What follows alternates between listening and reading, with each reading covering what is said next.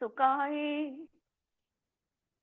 जोगे वेदे कसाय नाणेय, संजम दंसन लेसा, भविया सम्मत सन्नी आहारे, गुणजीवा पज्यती, पाना सन्नाय मग्गना ओय, उव ओगो वियकमसो, विसम तु परुवणा भणिया, झाणाविय पज्जाविय, जाय कुलकोडी संजुआ सव्वे, गहनादियेण भणिया, कमेण 24 ठाणानी.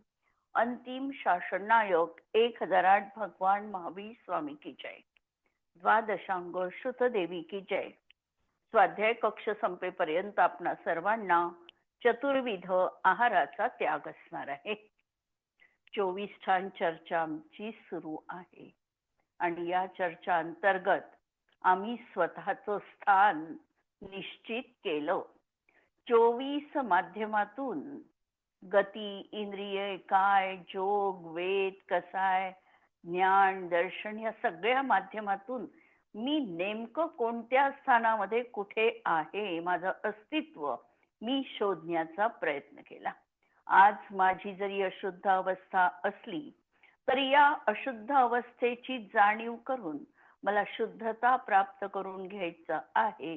अंतिम लक्ष्य माझं ते आहे आणि त्या दृष्टीने या 24 ठाणांचा अभ्यास आम्ही केलेला आहे. जवळपास संपत आलेला आहे. आजचं शेवटचं प्रकरण आपलं सुरू आहे प्रश्नोत्तरी मधलं. आणि काल आम्ही जे प्रश्नोत्तरी बघितली की आश्रवांच्या प्रत्ययांमध्ये कशायांचं विवेचन कशा प्रकारे करायचं आहे. 55 आश्रव ज्या ठिकाणी सांगितल्या गेले त्या ठिकाणी अनंतानुबंधी क्रोधामध्ये किंवा अनंतानुबंधी चतुष्कामध्ये 55 तऱ्हेनी आश्रव आहे. कारण मिथ्यात्वाचे आहे, अविरती आहे, कषायामध्ये फक्त आहारक द्विक नाही आणि योगामध्ये सगळेच्या सगळे भेद प्रभेद पण 7ही तऱ्हेचे तिथे घटित होतात. अशा तऱ्हेने 55 बघितले. जेव्हा 45 म्हटले त्यावेळेला मी विवक्षा ठेवली की जर अनंतानुबंधी क्रोध आहे तर मला अप्रत्याख्यानावरण क्रोध, प्रत्याख्यानावरण क्रोध आणि संज्वलन क्रोध आणि 9 कषाय असे गर्भित करून आश्रवाचे 13 प्रत्ययाची विवेचना करायची आहे. अपेक्षेने हे सगळं प्रकरण लावायचं आहे.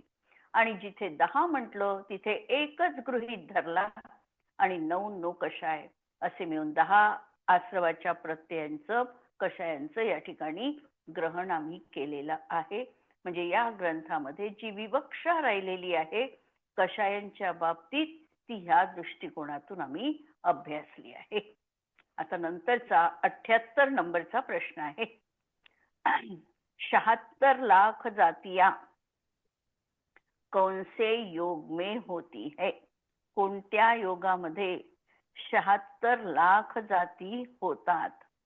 औदारिक काय योगामध्ये आणि औदारिक मिश्र काय योगामध्ये. तर यांच्यामध्ये किती 76 लाख जाती होतात. या ठिकाणी एकेंद्रियापासून संज्ञी पंचेंद्रिय जीवांपर्यंत पूर्ण तिर्यंच्या आणि मनुष्यांच्या या 7 जाती गर्भित धरून 76 लाख जाती सांगितलेल्या आहे. देवांच्या 4 लाख जाती आणि नारकींच्या 4 लाख जाती याच्यामधून फक्त वजा केलेल्या आहे 84 लाख जातींमधून.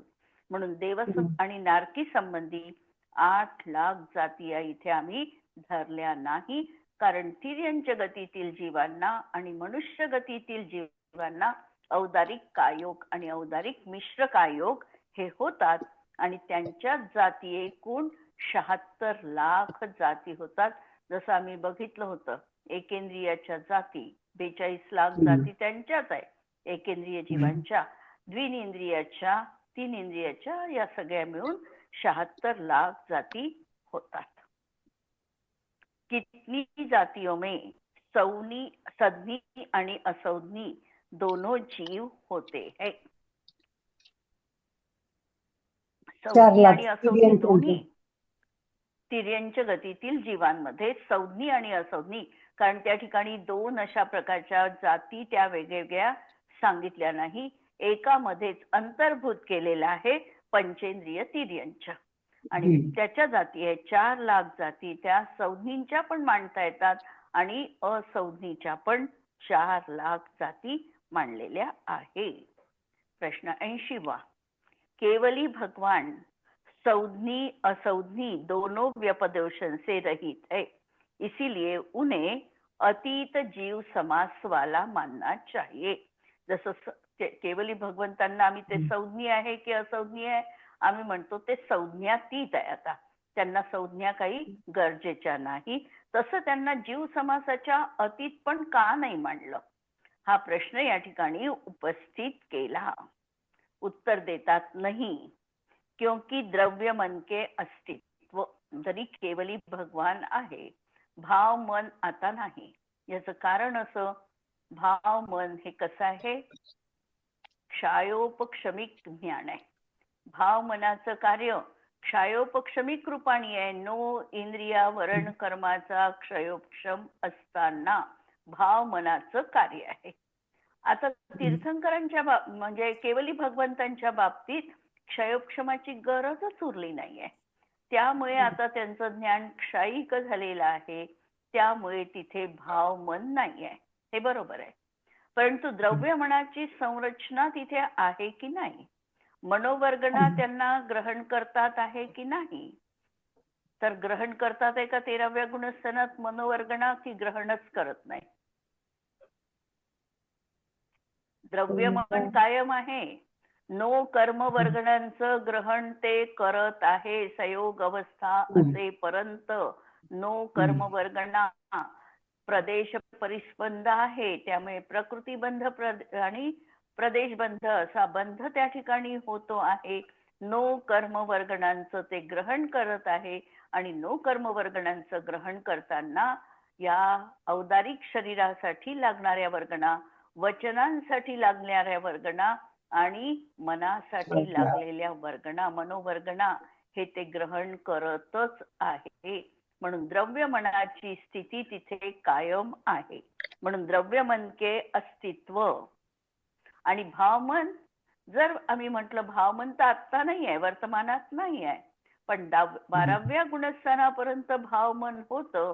म्हणून पूर्वगती अर्थात भूतपूर्व नय के आश्रय से सहयोगी केवली के संज्ञीपणा माना गया है. अथवा पृथ्वीकायिक, जलकायिक, अग्निकायिक, वायुकायिक, प्रत्येक शरीर वनस्पतिकायिक, साधारण शरीर वनस्पतिकायिक या 7 जीवांचे पर्याप्तक आणि अपर्याप्तक असे 14 जीव समासामध्ये 7 कसे आहेत, तर अपर्याप्तकांचे आहे आणि 7 पर्याप्तकांचे आहे. आणि या 7 मध्ये कपाट, प्रतर आणि लोकपुरण समुद्घातात केवली भगवान के सत्व माना जाने से उन्हें अतीत जीव समास वाला नहीं कहा जाता. म्हणजे अपर्याप्तक अवस्था त्यांची तिथे मानलेली आहे.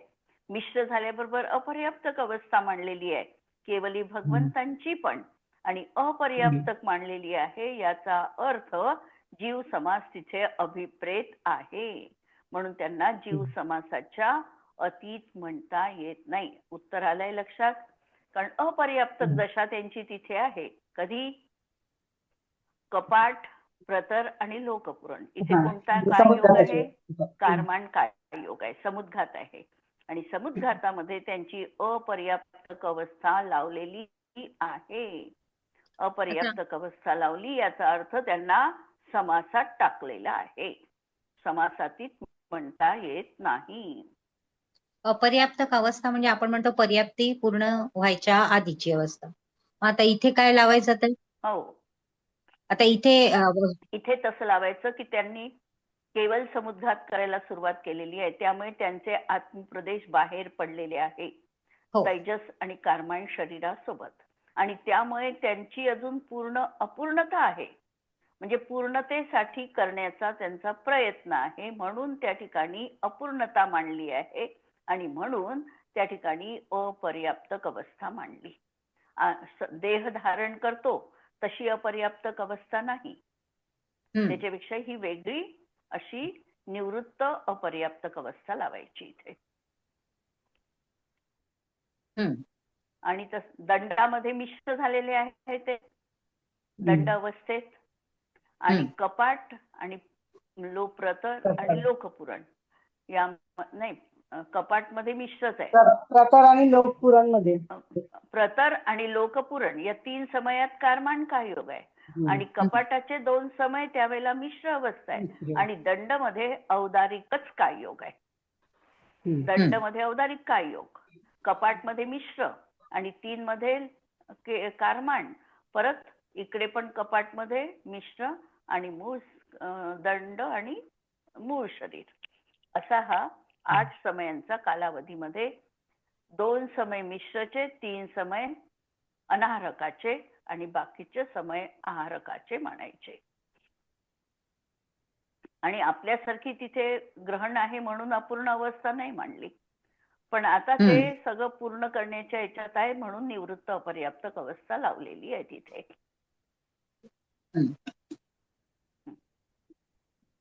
आता प्रश्न पुढचा, चीटी आदि भी अपने तुम्ही प्रतिकूल आता 8 समय म्हणाल्या, तर 8 समय 7च समय होतात ना? नाही, 8 समय. 8 समयातच केवळ समुद्घात होतो. पहिला समय मूळ शरीरातून दंड पहिला समय, कपाटचा दुसरा समय, प्रतर, लोकपुरण आणि प्रतर, मग परत कपाट, कपाट नंतर दंड आणि मूळ शरीर लावायचं. असे 8 धरायचे. पुन्हा मूळ शरीरात येणे, परत जीव मूळ स्वरूपात म्हणजे शरीरात प्रवेश करतो तो समय धरायचा एक 8. म्हणून केवळ समुद्घाताचे 8 समय हे लावायचे.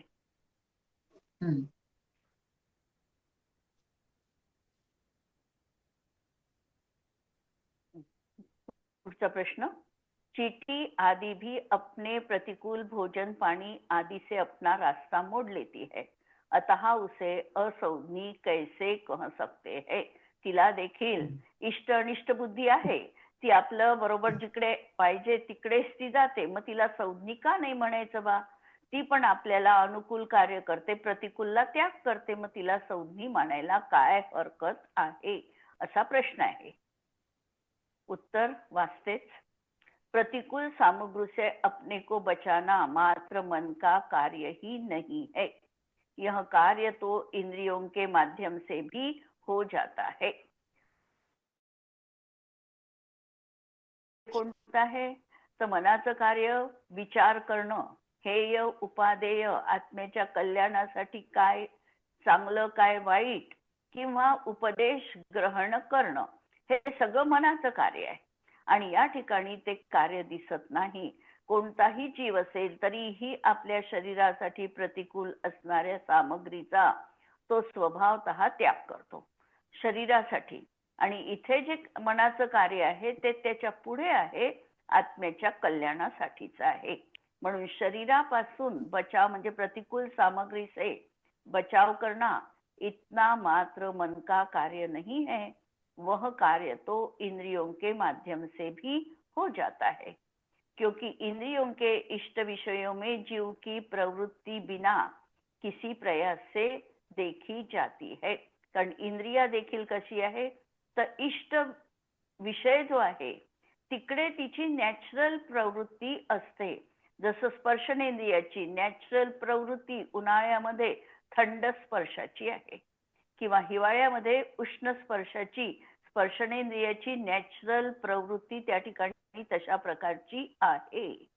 पण मन का कार्य तो हेय उपादेय, शिक्षा, उपदेश को ग्रहण करना, बुलाने पर आ जाना, हित अहित को समझना आदि है.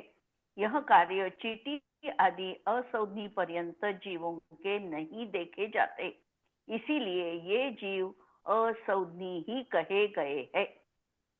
चीटी आदि गंध के विषय में जाति स्वभाव से ही आहार आदि रूप संज्ञा में चतुर होती है, परंतु अन्यत्र कारण कार्य व्याप्ति रूप ज्ञान के विषय में चतुर नहीं होती. इसीलिए इन्हें असौधनी ही जानना, इसी प्रकार अन्य भी असौधनी जीवों के जानना।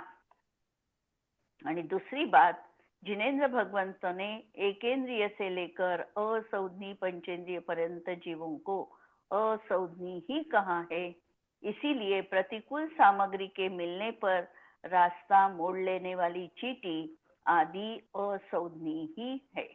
जिनेंद्र भगवंतांनी जे काही आगमामध्ये सांगितलं की असौधनी पर्यंत सगळेच्या सगळे जीव कसे असौधनी पंचेंद्रियापर्यंत सगळे जीव मन रहित आहे, म्हणून हे सगळं आम्हाला आगम संमत आहे। 40 लाख करोड कुल कितने सम्यक्त्व में होते हैं? किती सम्यक्त्वात 40 लाख करोड कुल होतात? 40 लाख मध्ये कोणता आकडा? 14 लाख तर मनुष्यांचा, 14 लाख करोड मनुष्यांचा। सम्यक्त्व पाहायचं आहे म्हणजे ते पाहावंच लागेल। आणि उरलेले 26 लाख करोड देवांचा आकडा, दोन आकडे मिळून 40 लाख करोड कुल होणार आहे। आणि हे कोणत्या सम्यक्त्वामध्ये घटित होऊ शकतं?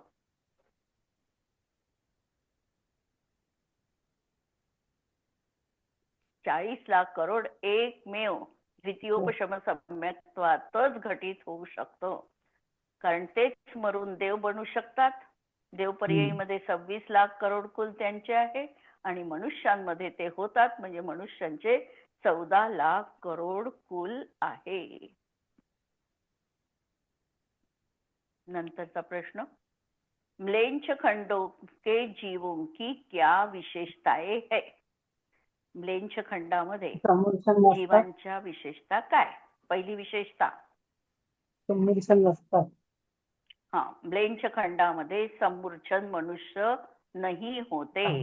अर्थात जिस प्रकार आर्यखंड की स्त्रियों की योनि आदि में सम्मूर्छन मनुष्य उत्पन्न होते हैं, ऐसे वहां की स्त्रियों के शरीर में नहीं होते हैं। म्हणजे त्या ठिकाणी म्लेच्छ खंडात सम्मूर्छन मनुष्य नाही। दुसरी विशेषता, नपुंसक पण नसतात, नपुंसक वेद नहीं होता। त्या ठिकाणी दोनच वेद आहे, स्त्री आणि पुरुष वेद आहे। म्लेच्छ खंडामध्ये नपुंसक वेद पण नाही। तिसरी विशेषता,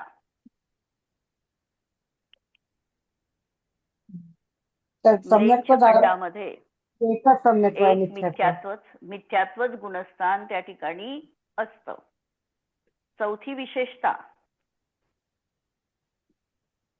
म्लेच्छ खंडामधले जर मनुष्य आर्यखंडात आले तर ते देशव्रती किंवा महाव्रती म्हणजे अनुव्रत पण धारण करू शकतात आणि मुनी पण होऊ शकतात।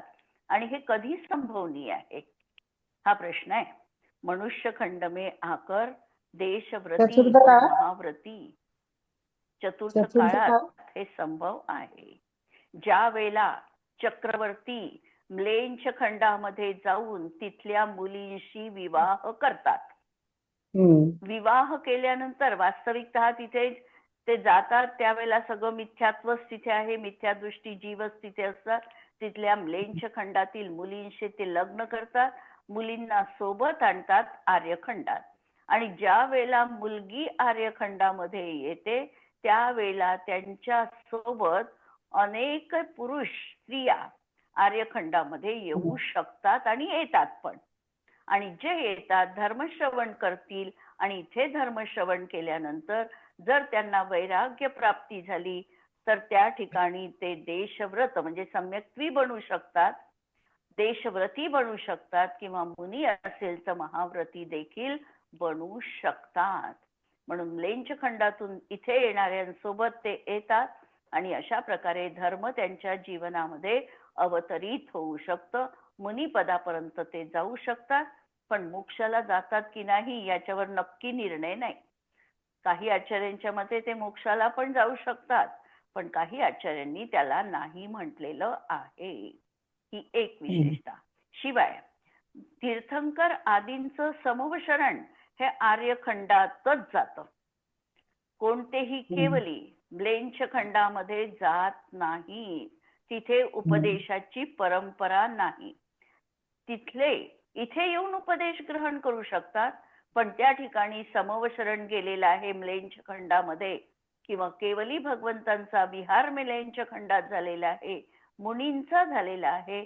अशा प्रकारचं धर्माचं आयतन त्या ठिकाणी कोणतंही असत नाही म्लेंछ खंडामध्ये. आणि नंतरची विशेषता, म्लेंछ खंडों में आत्मकल्याण अर्थात धर्म संबंधी कुछ भी कार्य नहीं होता है. ते जीव कदाचित मांसाहारी पण असू शकतात, कदाचित स्वभावाने क्रूर पण असू शकतात, पण आर्यखंडात आल्यानंतर मात्र कदाचित त्यांच्या परिणामांमध्ये उपदेशाच्या माध्यमातून फरक पण पडू शकतो. अशा तऱ्हेने म्लेंछ खंडाच्या या विशेषता आहे. जसं समजा आम्ही जम्बूद्वीपामध्ये किती आर्यखंड आहे आणि किती जम्बूद्वीपासंबंधी एकट्या, आणि म्लेंछ खंड किती आहे असं विचारलं तर जम्बूद्वीपामध्ये 5 भरतचे, 5 ऐरावतचे आणि विजय क्षेत्रातले 32 ते कर्मभूमी 10 झाले. 42 जम्बूद्वीपामध्ये 5 भरत कुठे? 5 कार्यखंड नाही, एकच जम्बूद्वीपामध्ये आहे. जम्बूद्वीपामध्ये एकच भरतखंड आणि एक एकच ऐरावत खंड जम्बूद्वीप आणि 2 आणि 32 32 विजय क्षेत्रात म्हणजे 34 आर्यखंड आहे. 34 जम्बूद्वीपासंबंधी एकट्या जर आम्ही विचार केला तर 34 आर्यखंड आहे.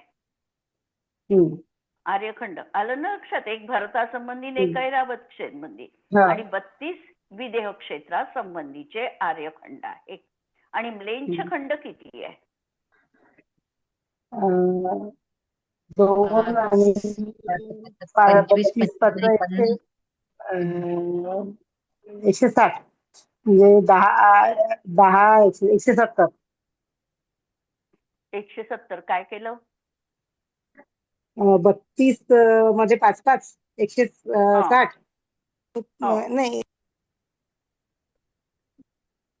नाही हे 5 आणि 5 10 बरोबर आहे. आणि हे 10 भरताचे 170 5 7 बरोबर 170 म्लेंछ खंड आहे. म्हणजे जम्बूद्वीपाचा जर आम्ही एकट्या विचार केला तर आम्हाला 34 आर्यखंड मिळतात आणि 170 म्लेंछ खंड या ठिकाणी आहे. आणि हे म्हणत असताना परत आता म्लेंछ खंड आपला भरतामध्ये आहे 5 म्लेंछ खंड आणि ऐरावत क्षेत्रामध्ये 5 म्लेंछ खंड आहे आणि विदेहामध्ये पण आहे. आता जिथे आम्ही भरत आणि ऐरावत या क्षेत्रामध्ये परत आणखी एक विशेषता आहे, या ठिकाणी षटकाल परिवर्तन आहे ना. म्हणजे आणि विदेह क्षेत्रामध्ये षटकाल परिवर्तन नाही. विदेह क्षेत्रात चतुर्थ काळच आहे. विदेह क्षेत्रात सर्वत्र चतुर्थ काळ आहे. त्यामुळे तिथल्या म्लेंछ खंडामध्ये निरंतर चतुर्थ काला सारखीच स्थिती आहे. ठीक. आता आमच्याकडल्या भरत क्षेत्रात आणि ऐरावत क्षेत्रामधल्या म्लेंछ खंडाचा जर आम्ही विचार केला तर आमच्या इथल्या म्लेंछ खंडामध्ये षटकाल परिवर्तन होते का की होत नाही?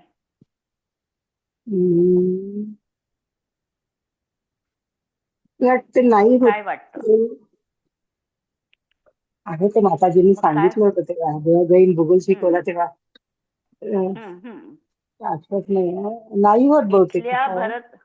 इथल्या आणि ऐरावत क्षेत्रामधल्या 5 म्लेंछ खंडामध्ये षटकाल परिवर्तन होत नाही, पण परिवर्तन होतं. ते परिवर्तन कसं होतं तर चतुर्थ काळापासून सुरुवातीपासून चतुर्थ काळाच्या अंतीपर्यंत असं परिवर्तन त्या ठिकाणी होतं. चतुर्थ काळाच्या सुरुवातीपासून चतुर्थ काळाच्या अंतापर्यंत म्हणजे चतुर्थ काळात इकडे आर्यखंडामध्ये लोकांची उंची जास्त आहे. अवसर्पिणी काळ पाहिला तर पहिल्यांदा उंची जास्त आहे. हळूहळू अविसर्पिणी काळामध्ये चतुर्थ काळाच्या अंतीपर्यंत महावीर स्वामींची उंची 7 हात प्रमाण झाली.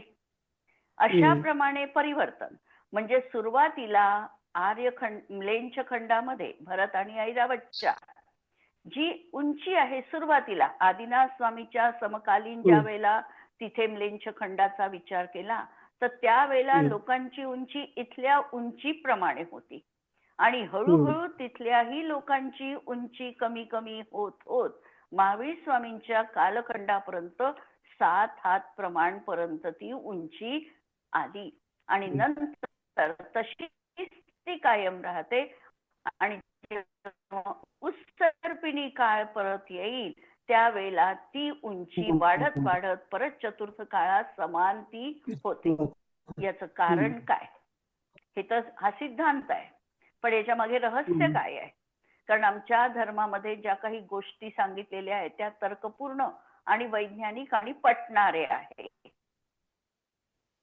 मग अशा प्रकारचं परिवर्तन त्याचं कारणही असं आहे की त्यावेळेला इथे जे काही चक्रवर्ती झालेले आहे बलभद्र असतील हे सगळे तिकडल्या म्लेंछ खंडांमधल्या मुलींशी लग्न करतात तर त्या उंचीला अनुरूप अशाच त्यावेळेला मुली त्या ठिकाणी तेवढ्याच उंचीच्या राहतील. जसं भरत चक्रवर्तींनी ज्या वेळेला मुली तिथल्या आणल्या तर त्यांची उंची काही 7 हात प्रमाण थोडी राहणार आहे.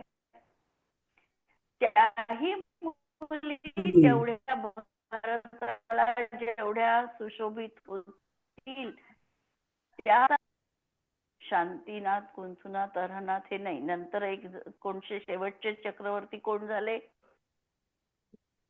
तर त्या चक्रवर्तीच्या काळामध्ये त्यांची जेवढी उंची होती तेवढीच उंची तिकडल्या लोकांची पण होती आणि त्या मुलींशी त्याशी मिळती जुळती होती आणि म्हणून असं परिवर्तन तिथे इकडल्या भरतात आणि ऐरावतामध्ये होत राहतं. म्हणून हा विशेष एक महत्वाचा भाग या ठिकाणी लक्षात ठेवण्यासारखा आहे म्लेंछ खंडाच्या बाबतीत. माझी नवीन माहिती शेवटचे मिळाली. वज्रनाभी झाले का?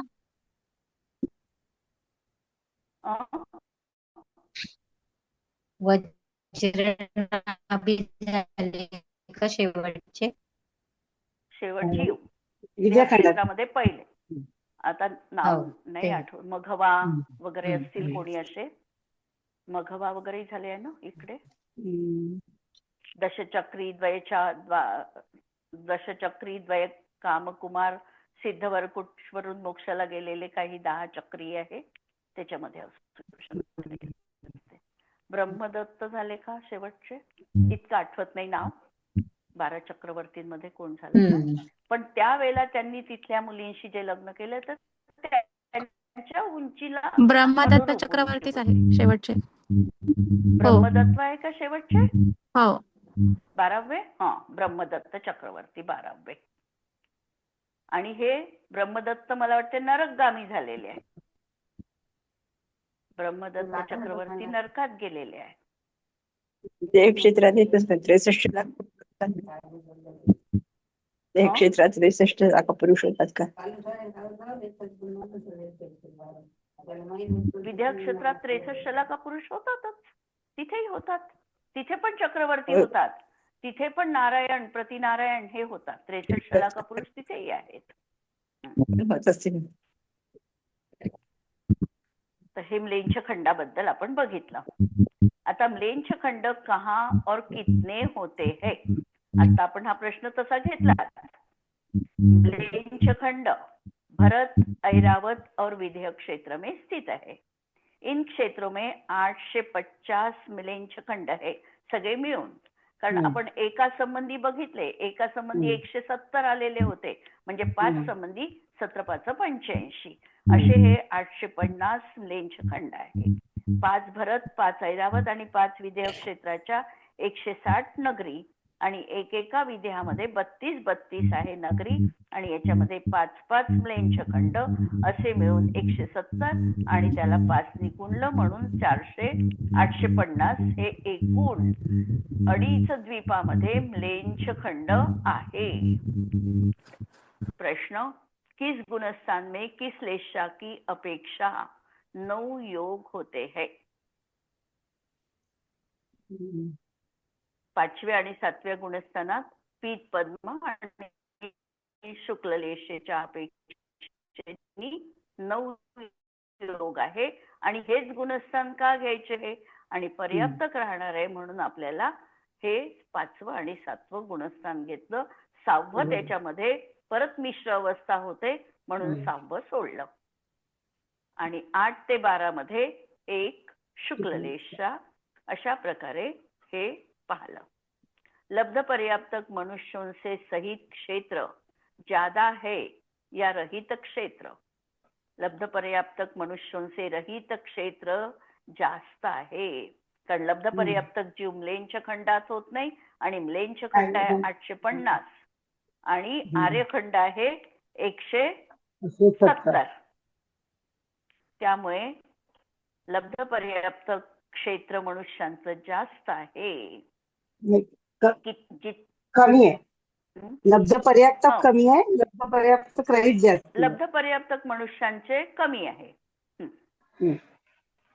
जितने गुणस्थान कुछ ज्ञानों में होते हैं उतने गुणस्थान और किस ज्ञान में हो सकते हैं.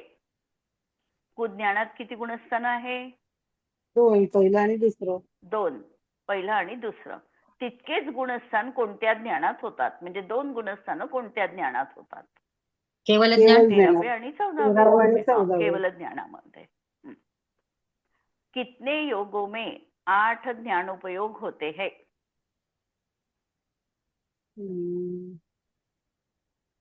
8ही. 8 2 म्हणजे मनयोग, 2 वचनयोग आणि एक काय योग, औदारिक काय योग. याच्यात 8 ज्ञानोपयोग कोणते लावले? 8च्या 8 तर आम्हाला वरचे पण पाहावे लागतील म्हणून सत्य मनोयोग आणि अनुभय मनोयोग आणि सत्य वचन योग आणि अनुभय वचन योग आणि औदारिक काय योग या 5 योगांमध्ये 8ही ज्ञानोपयोग होतात. 2 उपयोग वालों के कितने गुणस्थान होते हैं? 2 उपयोग म्हणजे एक ज्ञानाचा आणि एक दर्शनाचा. 13वा 14वा. गति मार्गणा में सिद्ध गति का ग्रहण क्यों नहीं किया? कारण गती मार्गणा ती काय आहे? गती मार्गणा म्हटल्याच जात नाही. गतीच्या अतीत आहे. सांसारिक जीवाची गती जिथे थांबलेली आहे तिथे सिद्ध गती आहे आणि म्हणून त्याचं गती मार्गणेमध्ये अंतर्भाव केला नाही. सांसारिक गति की अपेक्षा गति मार्गणा 4 प्रकार की कही गई है. मोक्ष अर्थात सिद्ध गति इन गतियों की अपेक्षा विलक्षण होने के कारण यहाँ उनका ग्रहण नहीं किया गया है. कौन सी संज्ञा किस गुणस्थान तक होती है? आहार संज्ञा 6व्या गुणस्थानापर्यंत. 6व्यापर्यंत. भय संज्ञा 8व्यापर्यंत. 8व्यापर्यंत. मैथुन संज्ञा 9व्यापर्यंत. 9व्यापर्यंत आणि परिग्रह संज्ञा 10व्यापर्यंत. अशा तऱ्हेने आपण हे बघितलं आणि हा ग्रंथ पाहिल्यानंतर शेवटचे फक्त आपल्याला बघायचं आहे की आम्हाला आमच्यासाठी कसा विचार करायचा आहे. स्वतःला आत्मसंबोधन आम्ही करणार आहे आणि हे करत असताना विचार करायचा आहे आत्मन ही सारी रचना परसापेक्ष आहे. यात तू नाही. तू तर ज्ञान दर्शन स्वभावमय आहे आणि हे सगळं असणारच आहे. भगवंतांच्या भक्तीशिवाय आमचा अनंत काल व्यर्थ गेला. कित्येक गतीमध्ये फिरूनही जगजंजाल हटलं नाही. अनंत देह धारण केले पण देह सुटणाऱ्या अशा शुद्ध चैतन्य स्वभावी आत्म्याकडे मी कधी बघितले नाही. म्हणून आता जिनवाणीच्या कृपेने आत्मज्ञान प्राप्त करून मला निर्वाण पदाची प्राप्ती करायची आहे. हे जे सगळं काही प्ररूपणा पाहिल्या या प्ररूपणांमध्ये माझं नेमकं स्थान पाहून मला सिद्ध पदाची प्राप्ती करायची आहे. अशा तऱ्हेने आपण या ठिकाणी 24 ठाणं संपन्न केलेली आहे. आणि उद्यापासून आमची चैत्य भक्ती आम्ही सुरू करणार आहोत. जिनवाणी के ज्ञान ते तुझे लोकालो, तो जिनवाणी मस्तक नमो सदा देत हो. नमो अरिहंताणम, नमो सिद्धाणम, नमो आयर्याणम, नमो वज्रायाणम, नमो लोये सवसाहुनम. यावर कुणाला काही प्रश्न असेल तर उद्याच्या याच्यात विचारता येईल.